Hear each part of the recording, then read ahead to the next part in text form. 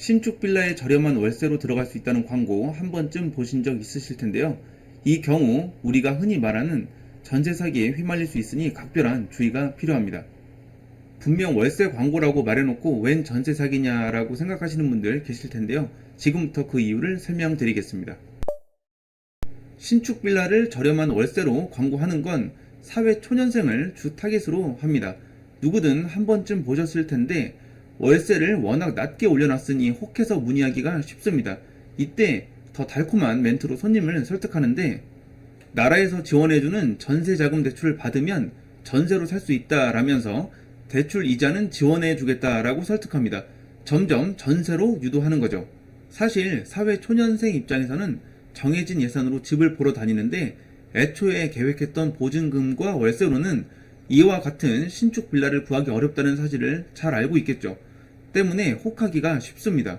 하지만 전세자금 대출은 나라에서 지원해주는 제도이니 그렇다 쳐도 이자 지원은 어떻게 가능한 것일까요? 여기서부터가 문제의 시작입니다. 대부분 컨설팅 업체에서 광고를 진행하는 신축 빌라는 본래 분양이 목적입니다. 분양을 목적으로 지었지만 예상과 달리 분양이 잘 되지 않는다면 자금을 회수하기 위해 비싼 전세를 놓을 수밖에 없는 거죠. 건축주 입장에서는 분양이든 전세든 이 일련의 과정을 원활하게 진행하기 위해 컨설팅 업체에 대행을 맡깁니다. 케이스마다 다르지만 세대별로 1,000만 원이 넘는 수수료를 주기도 하죠. 이렇게 높은 수수료를 받기 때문에 전세대출 이자를 지원하는 것이 가능한 겁니다. 즉, 전세대출 이자를 지원하는 주체는 건축주가 아닌 분양대행 컨설팅 업체인 거죠. 경우에 따라 더 높은 수수료를 받는 컨설팅 업체의 경우 이 일부를 인근 공인중개사 사무소에 중개보수 명목으로 지급합니다. 대부분의 공인중개사들은 이런 위험한 물건을 중개하지 않지만 일부 공인중개사들은 높은 중개보수의 유혹을 이기지 못하고 중개하는 경우가 있습니다. 그런데 여기까지만 보면 대출 이자를 지원받고 신축 빌라에 전세로 사는 게 전혀 문제될 게 없어 보입니다. 하지만 문제는 2년 후 집을 나갈 때 발생합니다. 새로운 세입자를 구해야 하는데 워낙 높은 보증금을 주고 들어왔기 때문에 신규 임차인을 구하지 못하는 경우가 대부분이죠. 쉽게 생각해보면 임대인에게 보증금을 돌려받고 나가면 될 것 같지만 쉽지 않은 경우가 태반입니다. 왜냐하면 이렇게 높은 보증금으로 전세 세입자를 맞춘 신축 빌라의 경우 일명 바지사장으로 명의를 돌려놨을 가능성이 높기 때문입니다.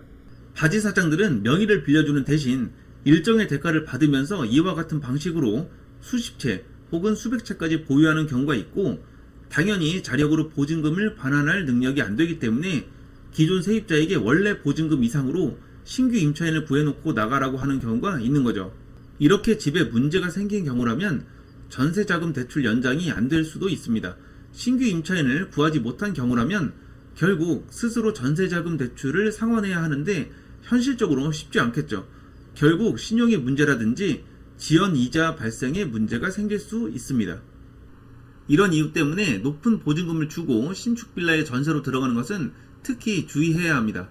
처음부터 전세로 광고하면 문의가 잘 오지 않기 때문에 저렴한 월세로 광고해서 손님을 끌어들이는 경우가 대부분이죠. 따라서 이런 광고를 보고 문의하기 쉬운 신혼부부나 사회초년생 분들은 더욱 각별한 주의가 필요해 보입니다.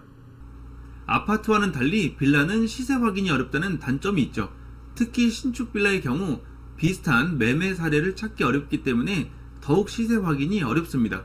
따라서 빌라에 전세로 들어가려는 경우 시세 확인이 어려운 신축 빌라보다는 이미 한두 번 이상 거래가 된 구축 빌라를 선택하는 것이 좋겠습니다. 내가 입주할 때만 생각하는 것이 아니라 나중에 나올 때를 꼭 생각하시고 집을 구하셔야 이와 같은 위험한 상황이 발생하지 않을 수 있다는 점 강조해서 말씀드립니다. 여기까지 신축 빌라 전세에 대한 주의사항을 살펴봤는데요. 관련 질문 댓글로 남겨주시면 확인 후 답변 드리도록 하겠습니다. 시청해주셔서 감사합니다.